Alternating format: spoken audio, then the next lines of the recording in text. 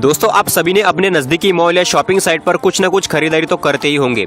Shopping के दौरान आपने एक चीज़ ज़रूर नोटिस किया होगा कि ज़्यादातर वस्तुओं के दाम 99, 199, 299 या फिर 349 ऐसे करके लिखे होते हैं। आपके दिमाग में ये कई बार आता होगा कि आखिर ये मॉल वाले या साइट वाले राउंड फिगर में ना लिखकर ₹1 से कम क्यों लिखते हैं। आप ये सोचते होंगे कि किसी भी सामान की कीमत 399 की जगह 400 क्यों नहीं लिख दिया जाता, तो इससे क्या फ़र्क पड़ जाता। तो आज हम आपको बताएंगे कि आखिर मॉल्स या शॉपिंग साइट पर इस तरह के प्राइस टैग क्यों लिखे जाते हैं। आखिर ₹1 कम की होती है सामान की कीमत। दोस्तों किसी भी सामान की कीमत को राउंड फिगर से ₹1 के कम रखने को लेकर सेलर को 2 बड़े फायदे होते हैं। ये सुनकर आप भी हैरान रहे होंगे कि ₹1 कम करने से भला किसी को क्या फ़ायदा होगा। तो आइए जानते हैं इस वीडियो के माध्यम से। दोस्तों इस 2 फायदों के बारे में जानने के लिए आपको वीडियो को एंड तक देखना होगा, तभी आप इसको समझ पाएंगे। तो चलिए शुरू करते हैं। पहला फायदा, सेलर का जो सबसे पहला फायदा होता है वो मनोवैज्ञानिक तौर पर होता है।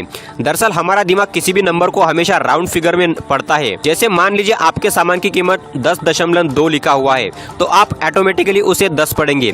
उसी तरह अगर किसी सामान की कीमत 402.5 लिखा होगा तो वो भी आपका दिमाग उसे 400 पढ़ेगा, न कि 402 या 402.5। कंपनी वालों ने भी इंसान की इसी सोच का फायदा उठाने के लिए इसी तरह की तरकीब लगाई और सामानों की कीमत राउंड फिगर में न रखकर 299, 499 या फिर 549 रखने लगे।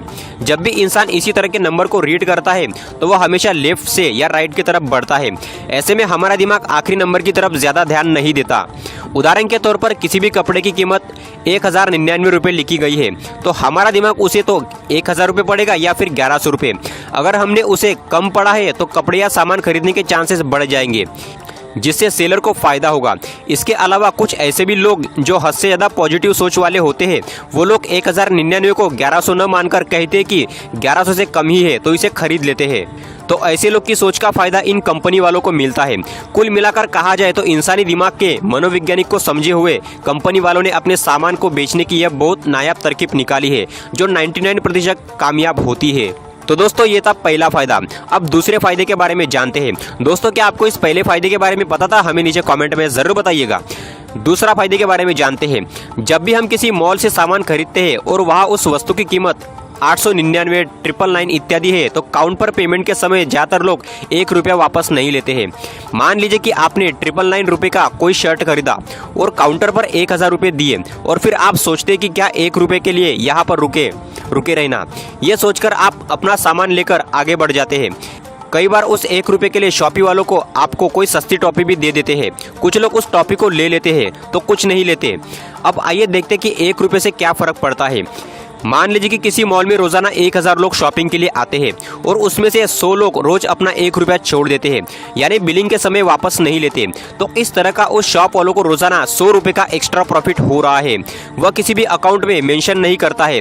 ₹100 प्रतिदिन के हिसाब से वो अगर 100 × 365 साल के ₹36,000 अतिरिक्त कमाई करता है। तब आप सोच सकते हो कि अगर ₹1 हम वापस नहीं लेते हैं तो मॉल वालों को सीधा फायदा क्या होता है। अगर हम मान लें कि अगर उसके पूरे देश में 100 फ्रेंचाइजी हो और सभी को यही प्रोसेस रिपीट हो रहा हो तो उसे सालाना ₹36,50,000 की अतिरिक्त इनकम होती है और ये भी किसी भी अकाउंट में मेंशन नहीं करता, यानी कि वो पूरी तरह से ब्लैक मनी ही होती है।